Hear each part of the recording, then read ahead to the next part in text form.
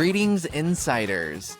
It's July 2nd, and today I'm taking you inside why Alex Cooper says ad agencies are the problem. Plus, Mr. Clean's beauty pivot, ChatGPT ad strategy headaches, Q3 media buying trends, and Expedia's shoppable road trip. This is Ad Age Insider's weekly report. I'm your host, Parker Heron. Subscribe wherever you're listening right now so you don't miss an episode. And catch our deep dive conversations with Ad Age reporters every other week. So on to the news. This week's stories have a common thread going through them. Creators in AI platforms are increasingly where brands put their attention and their ad dollars. First up, let's talk about Alex Cooper's pitch to brands. If you didn't know, Alex Cooper's Unwell Creative Agency is the new and growing marketing arm of her media company, Unwell. And Cooper was in Cannes Lions last week, pitching brands on skipping traditional agencies entirely.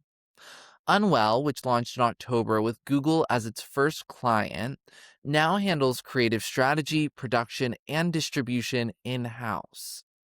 Cooper told brands that partnering directly with creators rather than through ad agencies is more impactful for reaching Gen Z. Here's a quote from Ad Age's conversation with Alex Cooper.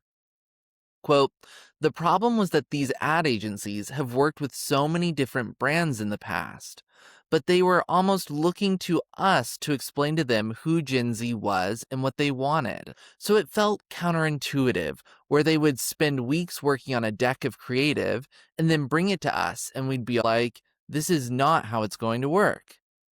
Again, that's a quote from Alex Cooper. And here's why it matters. Cooper points to Unwell's first campaign, it was with Google Pixel and T-Mobile, as one of Google's biggest advertising campaigns of 2025. That proof point is now drawing interest from brands beyond that launch partner, and Unwell aims to have around 7 to 10 clients total. And here's what it all means for you. Unwell is targeting one long-term partner per product category rather than a large client roster. Cooper points to examples such as a Dancing with the Stars tie-in that Unwell turned around in 48 hours as evidence of how creators can move faster than agencies on culturally timed work. If you want to know more about this story or any of the others that I mentioned today, check out this episode's description. I'll have them all linked there so that you can go dig deeper on adage.com. Okay, back to the news. Next up, Mr. Clean bets on beauty creators. So Procter & Gamble launched Mr. Clean's first beauty campaign. It tied its shower scrubber product to the viral Everything Shower routine. For the campaign, the brand enlisted roughly 70 beauty and lifestyle creators instead of its usual cleaning creators. Here's why it matters. P&G framed the campaign around character and cultural relevance rather than just the product function. Mr. Clean's senior communications leader told Ad Age that consumers engage because they care about the character, the story, and the cultural moment, not just the value prop of getting your household chores done. And here's what it means for you. P&G built the campaign around a trend already circulating on Reddit and other social platforms rather than making up a whole new one. Importantly, the brand found a way to introduce its product to a new creator category just through organic integration into the trend. Now, let's talk tech. Brands are getting conquested on ChatGPT.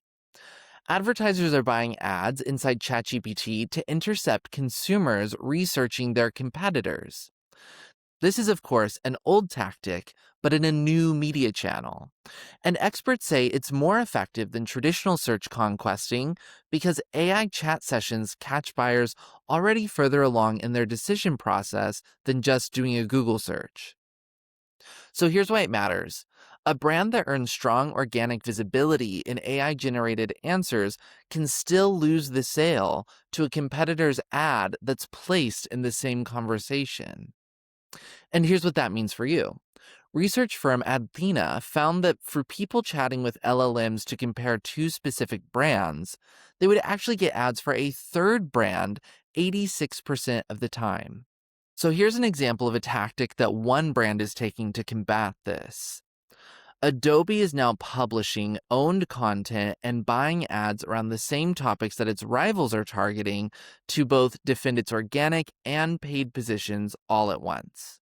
Next, let's check in on where Q3 ad budgets are heading.